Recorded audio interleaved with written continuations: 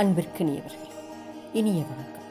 ஒரு வசதியான ஒருத்தர் தன்னுடைய மகனுக்கு தொழில் மற்றும் படிப்பினையை சொல்லிக் கொடுக்கறதுக்காக தன்னுடைய நண்பருடைய நிறுவனத்துக்கு ஒன்றுக்கு பணி செய்யறதுக்கு அனுப்பிச்சி வைக்கிறார். 6 மாத காலம் அந்த பையன் அங்கே வேலை செய்கிறான். அங்கே வேலை செய்கிறப்போ அவன் எந்த வேலையும் செய்யலை.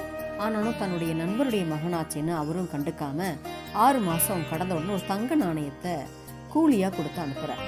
அந்த நாணயத்தை தன்னுடைய அப்பாட்ட மகன் கொண்டு வந்து கொடுக்குறான். அதை அவர் வாங்கி அந்த அப்பா தூக்கி எறிகிறார். அதை கண்ட மகனும் ஒன்றுமே கண்டுக்கல, அவன் பாட்டுக்கு போயிட்டான். மறுபடியும் இன்னொரு நண்பர்கிட்ட 3 மாதத்துக்கு வேலைக்கு அனுப்புகிறாரு. அங்கேயும் இப்படித்தான் எந்த வேலையும் செய்யாமல் இருக்கிறான். அந்த நண்பரும் வந்துட்டு தனக்கு வேண்டியவங்க மகனாச்சே அப்படின்னு சொல்லிட்டு 3 மாதம் கழித்து 2 தங்க நாணயங்களை கொடுத்து அனுப்புகிறார். அதையும் அப்பா கிட்ட கொண்டு போய் கொடுக்குறான். அப்பாவும் இந்த டைமும் அந்த 2 நாணயங்களை தூக்கி எறிகிறார். கண்டுக்காமல் அவனும் போயிட்டான். கொஞ்ச நாள் கழித்து தனக்கு அறிமுகமே இல்லாத ஒரு இடத்துல அந்த பையனை கொண்டு போய் வேலைக்கு சேர்த்து விடுறார். அங்கே 3 மாதம் வேலை செஞ்சுட்டு அரை தங்க நாணயத்தை ஊதியமாக வாங்கிட்டு அதை கொண்டு வந்து அவங்க அப்பா கிட்ட கொண்டு வந்து அந்த பையன் கொடுக்குறான். அவர் முண்டு போலவே இதையும் தூக்கி எறிகிறாரு.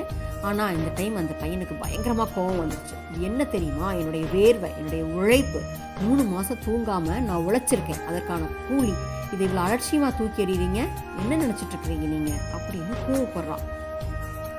ஈஸி சேரில் படுத்து கிடக்க உனக்கு உழைக்கிற வலிமை என்னன்னு தெரியல, தெரிஞ்சா அது எரிஞ்சிருப்பியாப்பா அப்படின்னு பயங்கர கோபமாக கத்துறான். அப்போ தான் அவங்க அப்பா சொல்கிறாரு, இதை தாண்டா கண்ணா நான் உங்ககிட்ட எதிர்பார்த்தேன். இதுக்கு முன்னாடி நீ கொண்டு வந்து கொடுத்த அந்த பணத்தை நான் தூக்கி எறிஞ்சப்போ உனக்கு எதுவுமே கோபம் வரல, ஏன்னா அப்போ நீ உழைக்கல, உனக்கு உழைப்போட அருமை தெரியல. ஆனால் இப்போ நான் தூக்கி எறிஞ்சப்போ உனக்கு கோபம் வந்துச்சு, ஏன்னா இது நீ கஷ்டப்பட்டு உழைச்சி பெற்று வந்த உழைப்போட கூலி இது. இப்போ தெரியுதா உழைப்போட வலிமை என்னன்னு அப்படின்னு அவங்க அப்பா சொல்லிட்டு அந்த பையனை சாந்தப்படுத்துகிறார். அப்போ தான் அந்த பையனுக்கு உழைப்போட அருமையும் அப்பாவுடைய அறிவுரையும் அந்த மகனுக்கு புரியுது.